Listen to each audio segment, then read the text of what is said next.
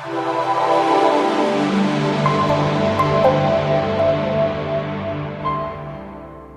right, welcome to the Realtors Playbook. I'm Matt Witte. I'm here with fellow colleague Debbie Lucci.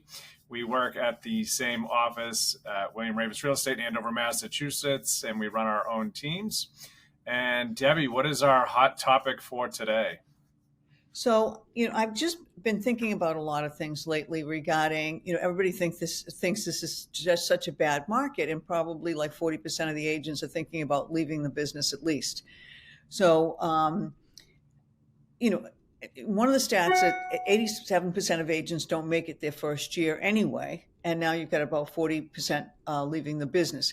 So I think the agents that are left are going to do extremely well, because even if you take the same amount of houses that are on the market and you take less agents selling them, you're going to end up with selling more properties. But I wanted to kind of talk about, I've been doing this since 1998, and I wanted to kind of talk a little bit about, through the years, what's happened with my career and through the years, and what you had to do and how things are so different.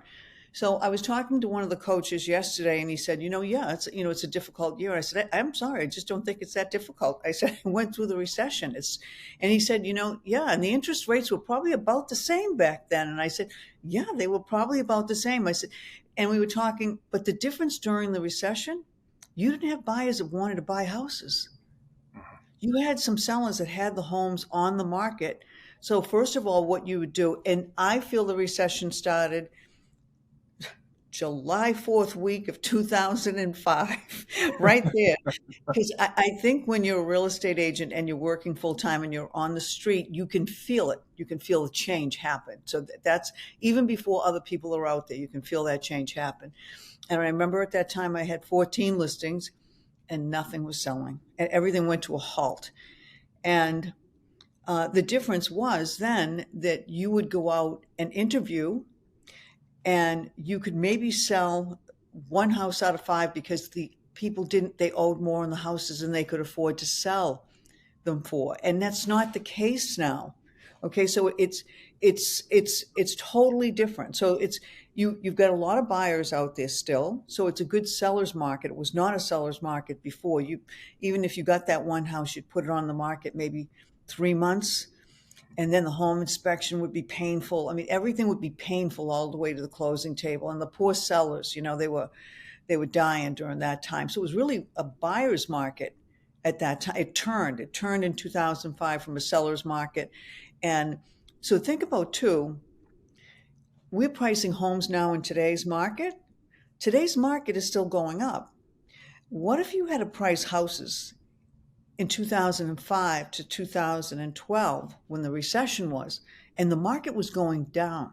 You had to try to convince that seller, look, I know John Smith over there sold that house for $550, but that was 3 months ago, and the market's gone down. And if we don't price this house accordingly, we're going to chase it further down. So it was a whole different ball game than it is now. So Matt, when did you start selling real estate? In 2010, so you know how that goes. You're an expert buyer's agent when you start. So I got in at a good time to represent buyers, because there was a lot of stuff there. There was a lot of stuff sitting. But I will tell you this, just like you kind of mentioned, where you said people were kind of upside down and they couldn't sell. There were a lot of short sales. And I learned how to navigate short sales. And short sales are really good because they're really nasty in terms of the getting through the whole process. It's really difficult. It's not a standard sale. They're all different. They're all different, but it's such a good opportunity for your buyer. So I felt like we were always going after short sales. And I remember an agent and there was a listing agent out in Wenham, and we got this buyer got this great deal on this property, a distressed property. And I remember the listing agent and I wheeling the oven on a dolly out of the basement because the fire department said, get it out of there.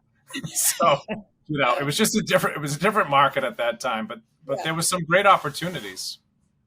See, I was a listing agent at that time, so I was getting the crap beaten out of me. And the poor sellers, I felt so bad for them. So I really enjoy a seller's market. I feel no remorse. But the recession was totally different than it is now. So that's why I think in this market right now, I think the cream of the crop of the agents are going to rise to the top. And I think it comes down to doing basics. And I think you have to pivot. I think if you're going to have any type of longevity in this career, if you can't pivot, you better have people around you that can help you pivot. And we found that during COVID. So, all right, so let's mention another catastrophe in the 25 years, the Mother's Day storms. Okay, so you have all these listings on the market. The next thing you know, all their basements are flooded. Okay, so this is great for buyers. You're going to come in, you're going to find out, oh yeah, this house gets water, or no, it doesn't get water. But the poor sellers, they put the house on the market, and then some of them had, feet of water. Oh, Remember, it was a remember, disaster. It was yeah, one of those events where you remember where you were when you heard about the situation. You just never forget. do you remember Main Street by Balmoral was totally shut down because the street was totally flooded? I Okay. think the Balmoral building flooded out, right? Didn't all the Yes. furnaces get flooded out? Yeah. The first level flooded out. So, Yep. all right. So as a real estate agent, I'm sorry. This stuff, it's going to happen, and it's going to happen again. All right. So one more. All right. This is a good Boston story here.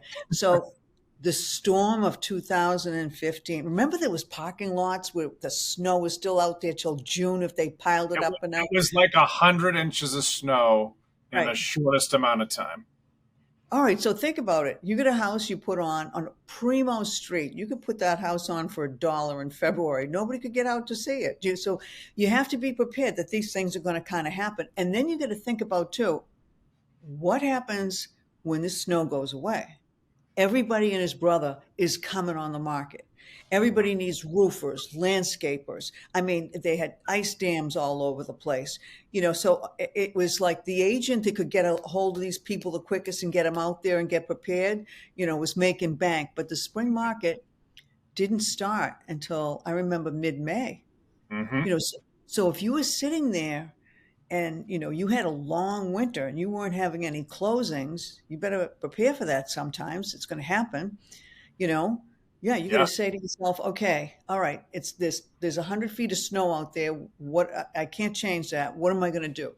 So it was really the people, I think, that could get a hold of their vendors, and that had connections, and that could really help these sellers and get out there at that time.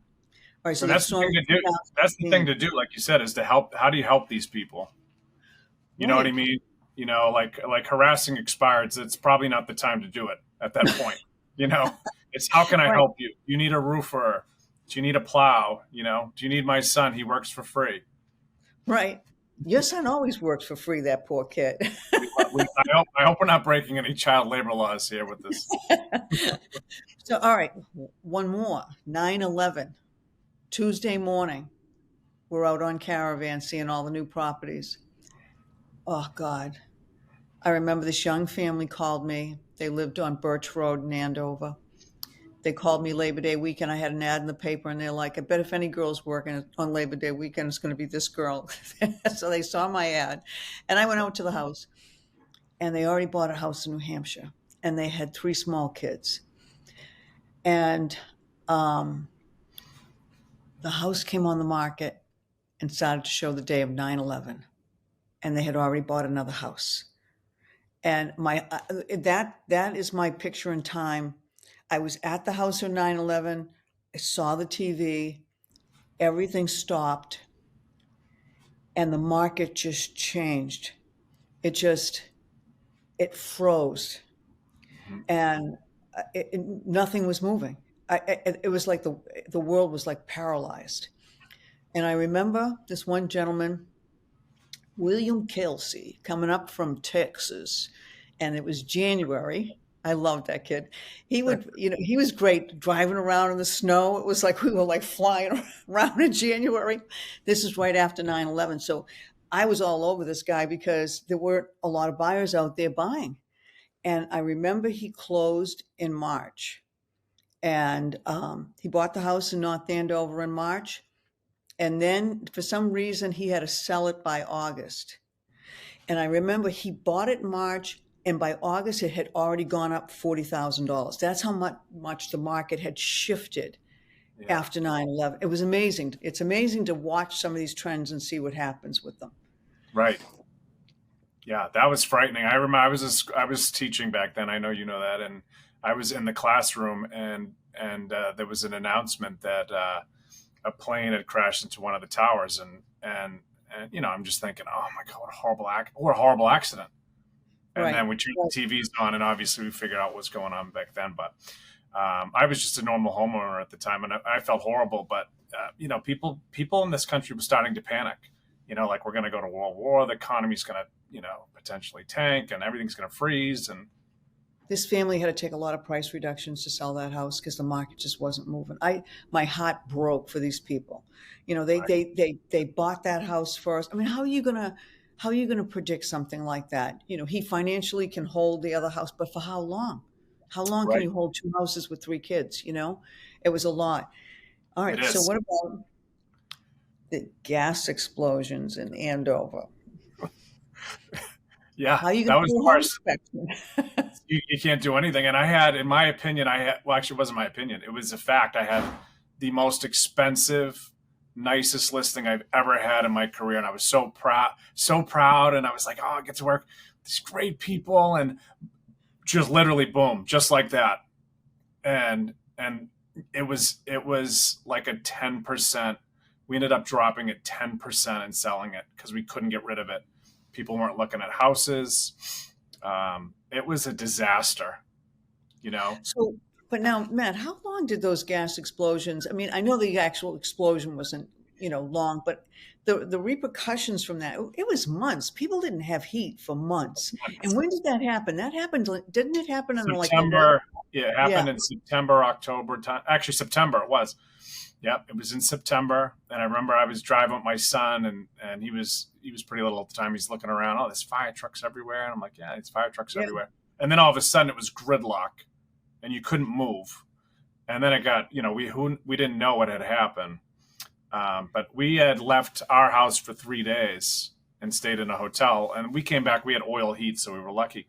But everyone, most of the town's on gas, so everything was shut down, right? I mean, and it got cold quick.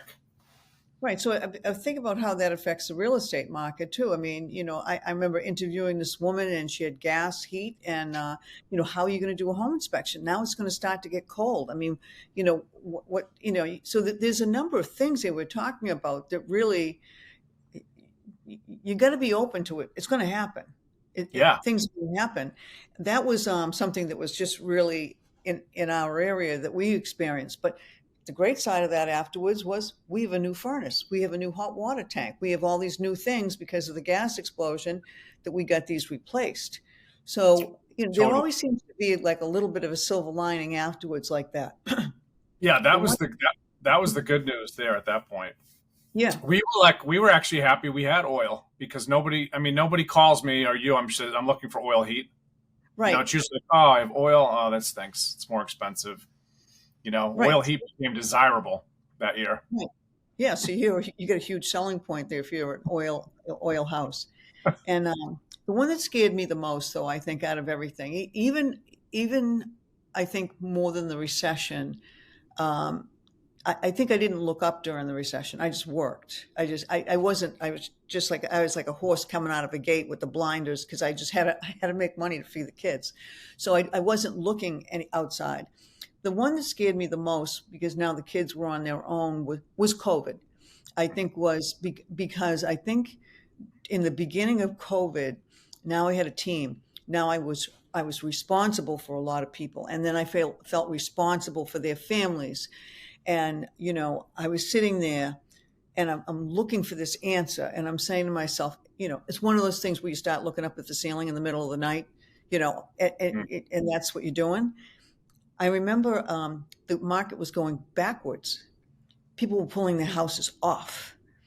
I Mhm. remember I had one house under agreement, and the buyer thought the market was going to tank, so he negotiated with the seller for the price to go down right when COVID hit. Right. And I remember too, I'm looking at my admin staff and I'm really looking at how other businesses are handling their employees. And I'm seeing a lot of people lay off their employees. Mhm. And there was no money. There was no money. It was pulling the other way. People were pulling the houses off. So it was backwards. And I remember sitting, I probably made like a permanent dent in my dining room chair from sitting there and just getting in front of the computer and calling and calling and calling and just past clients, how you doing, things like that. Mhm. But I remember trying to look for this solution. Should I lay the admin off? Because had money in payroll. I keep like a account and I don't look at it. Um, and I'm like, how long can that last? And thank God I kept him because it went backwards and then it went up just like Mhm. that. Do you remember some of the I, houses you had on at the beginning of COVID?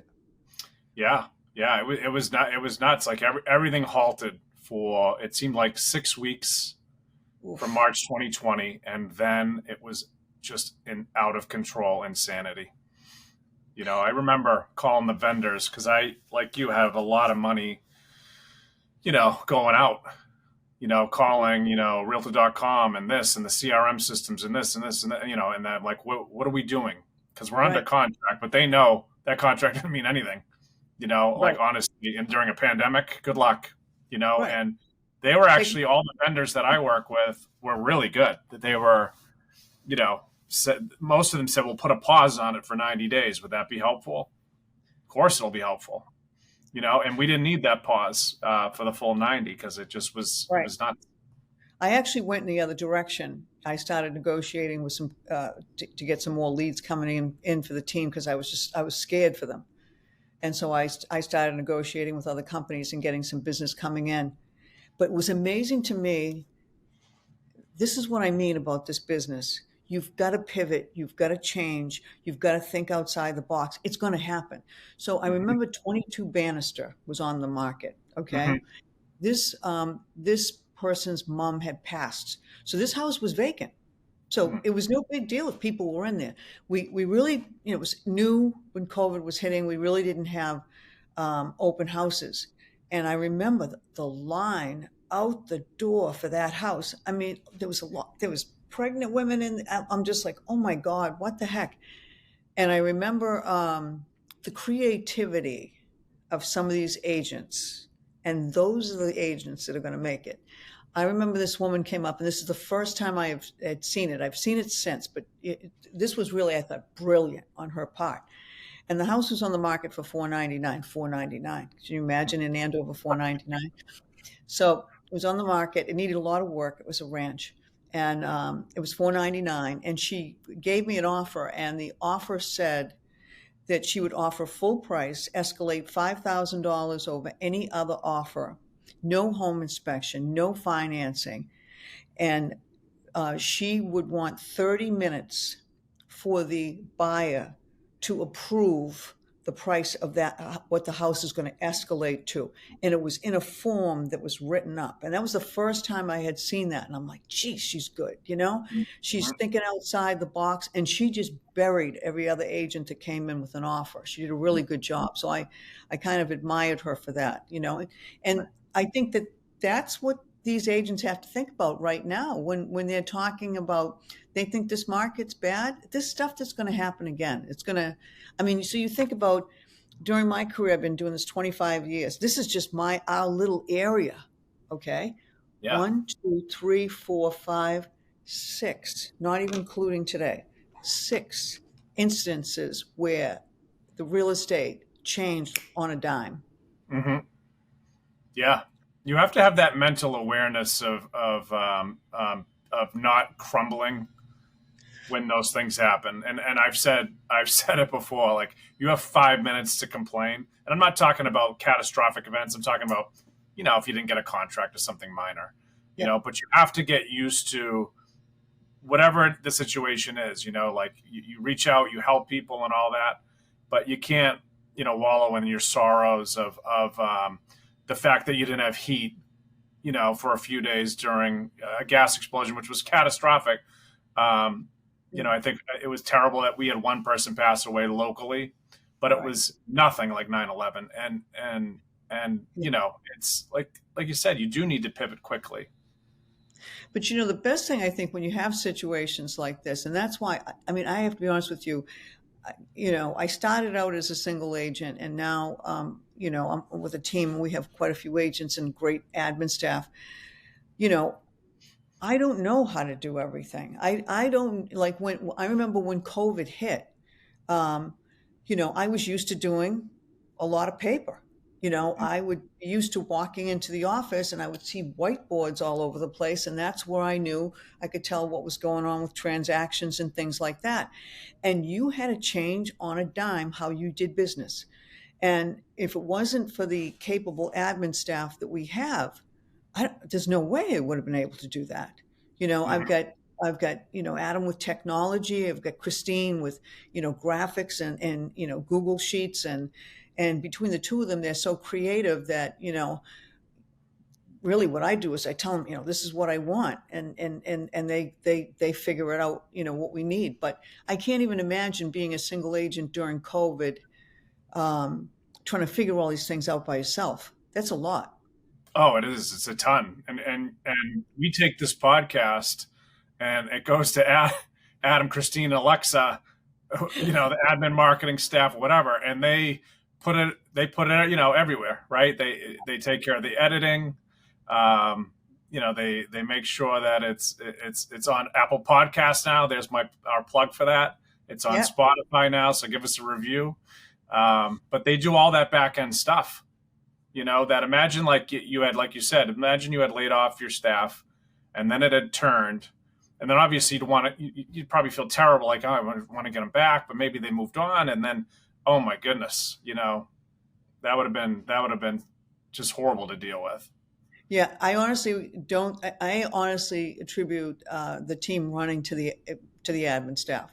I really do, because I think that if they didn't pivot and change, and one of the things that I love about our team, and I know you're the same too, is I love the collaboration between people. I thrive on that stuff. That you learn so much from other people, like some of the technology we have, and I mean, my God, computers came out. I don't want to date myself, but when I was in college, you know? It's so true. All the resources we have, I honestly believe this, and this isn't any knock to the colleges that I went to. I've learned more in probably 1 year by digging through real estate podcasts, YouTube channels, Oh, collaborating with you, my coach Tristan. I know you have coaches, Al Philippone, like this collective group of what is education in my mind. That's nearly free of charge, which is an amazing thing. yeah. I mean, I actually coach with a couple of different people. One of my favorites besides Al too is, I love Sim's coaching up in Canada. I'm probably the oldest person in the group, but I don't care. I mean, he's 40 years old. I find him fascinating. I find him, he's so smart. And I love the way he runs his company and team. And Yeah, I think he's got a big heart, and I love the collaboration with him too. I enjoy that a great deal. it's fun, and if you hear some of their stories, they're great. So Tristan Ahmad is my coach of lab coat agents, and he was telling this great story that when he was a young man, he was married and living at home and with his parents, and just was like, "Is this what my life is going to be?" And and it just turns upside down. You know, it's a cool thing. Yeah, it is amazing. I think when I was watching Jason's story a little bit yesterday, he outlined some things that had happened to him and how he got started and where he was when he got started. And I looked at the top three lines and I'm like, oh my God, this is exactly what happened to me. Only he was $80,000 in debt. I only was 40. So I was ahead of the game when I walked in. But I I know think, that's good I for think, people to hear that, though. yeah, because You you can know, do it if it's and I know, like, I know you offer a lot of training now too. I think we offer a lot of training. I know we offer a lot of training now, and we didn't have that as much as single agents. The boys from Prudential did a great job. Don't get me wrong. I love those boys and will always love those boys.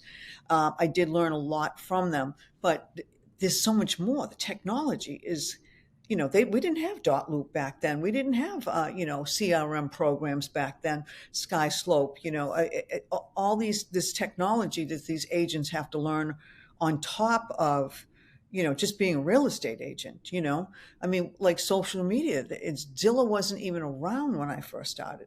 So, I learned kind of gradually, but these agents have to, hit the ground running right now. And so, I think it's important that they do get good training. But I think I think the whole point of this podcast with me is if you think this is a blip, there's another one down the road coming. And you got to prepare, you got to get used to it, and you got to pivot. And that's what makes the cream rise to the top as far as the real estate agent's concerned. So I'm not worried about the market. I'm looking forward to it. Yeah, 100%. And there's so many great resources now that you can just get on YouTube. If I ever feel like I'm in the dumps, I'm like, oh, whatever, I'll just watch a Tony Robbins video. Right. Yeah. You got to get back on track. That's just how it goes. Yeah, you have no choice. That's it. No. If you want to do business and for your clients, you have no choice. You got to get back on track for your clients. Yeah, it's so true. I was talking to the team about what a slow first quarter we had, and we ramped it up, and we had a very, very strong last 3 quarters. But it's easy to get down in the first quarter and say, oh, it's just the market.